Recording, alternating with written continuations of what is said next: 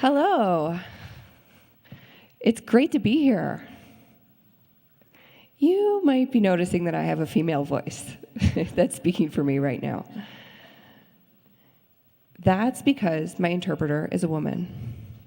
If I could have picked anyone for tonight, I think it probably would have been a British man.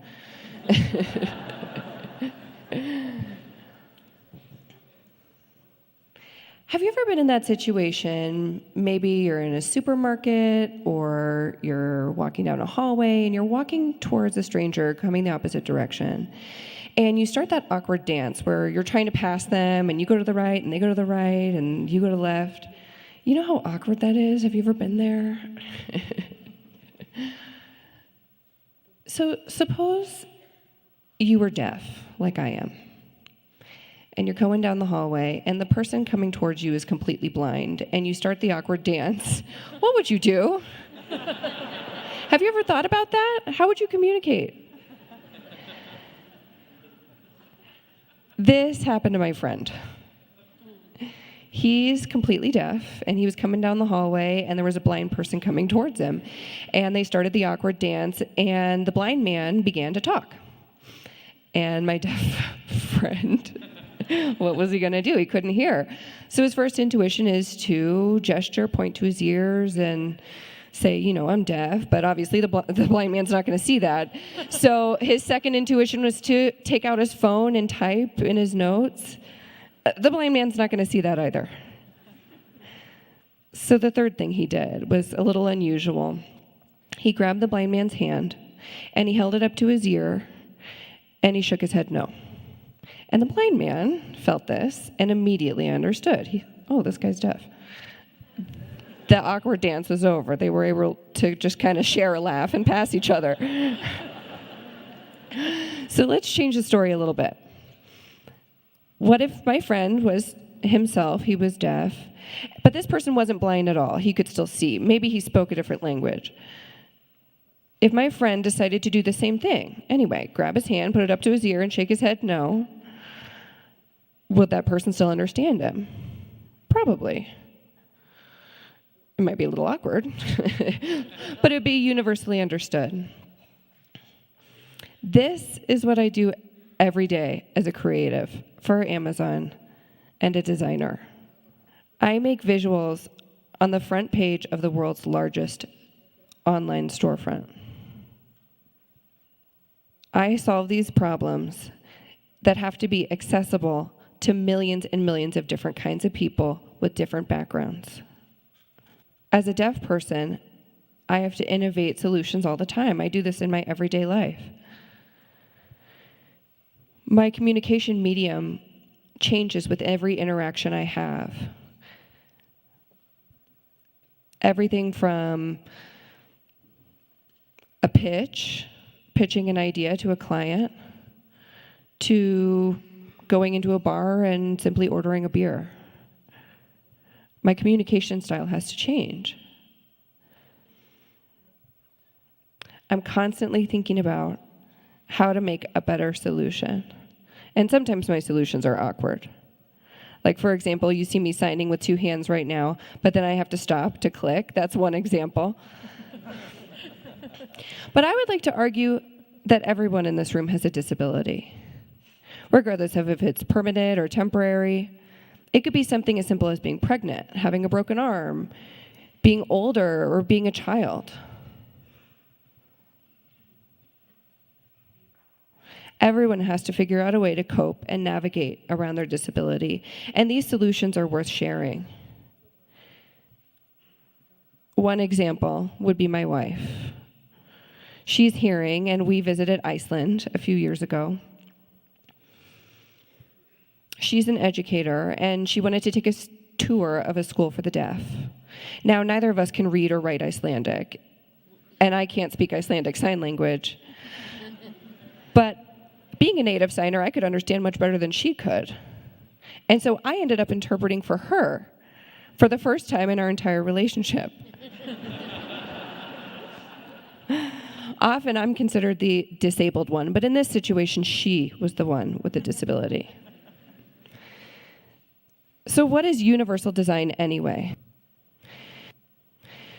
There was a professor named Ron Mace who passed away a few years ago. He taught at the Center for Universal Design in North Carolina. And he said that universal design is the design of products and environments to be usable by all people to the greatest extent possible, without the need for any adaptation or specialized design.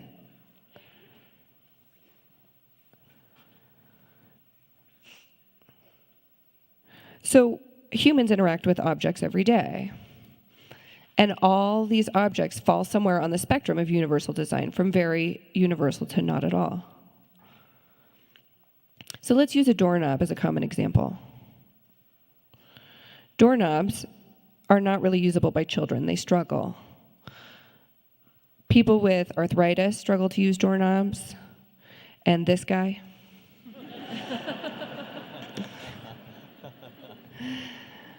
So how could we improve on this design?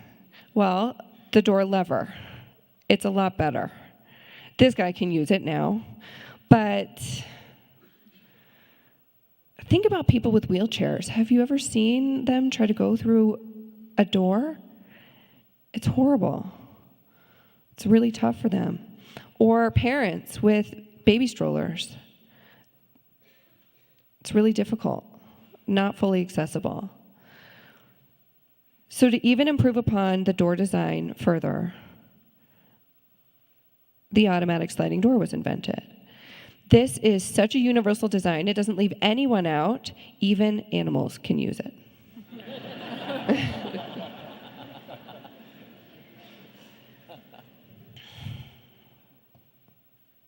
One of my projects recently was to work on something to make it more universally accessible. Do you remember when Google Glass came out? It was so exciting a few years ago. Now, may it rest in peace.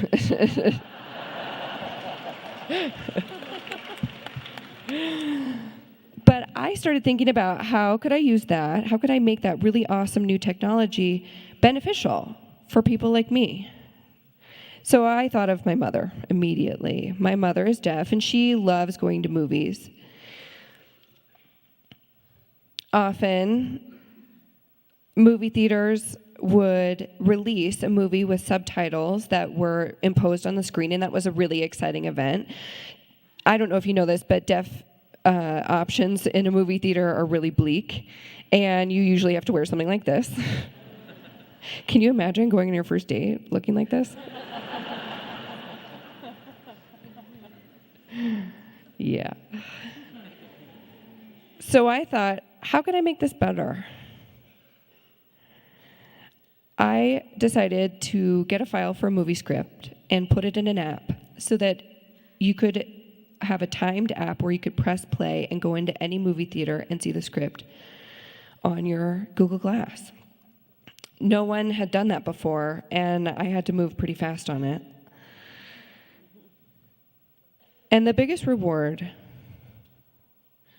was not only realizing that it helps people like my mom or people like me, but also anyone can use it.